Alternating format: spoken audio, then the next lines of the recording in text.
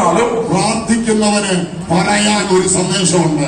ஜெபிக்கிறவனுக்கு சொல்ல ஒரு செய்தி உண்டு. പ്രാർത്ഥിക്കുന്നവന് വിശ്വാസത്തിന്റെ പ്രഖ്യാപനം നടത്താൻ ധൈര്യമുണ്ട്. ஜெபிக்கிறவன் மனுஷனுக்கு வெளிப்படையாக அறிக்கையிடுகிற ஒரு காரியம் உண்டு. ആമേൻ. ஆமென். അവന്റെ വാക്കുകൾ ശ്രദ്ധിക്കുക. அவனுடைய வார்த்தைகளை கவனியுங்கள். അവൻ പറയുകയാണ്, அவர் சொல்லுகிறார் 7-8 വാക്യം, 7-ാം അധികാരം 8-ാം വചനം, എന്റെ ശത്രുവായവളെ, என் சத்துருக்களே എന്നെ ചൊല്ലി സന്തോഷിക്കരുത്.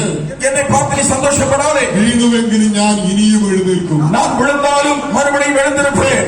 ആ വചനം നിങ്ങൾ ശ്രദ്ധിക്കുക. அந்த வசனத்தை கவனியுங்கள்.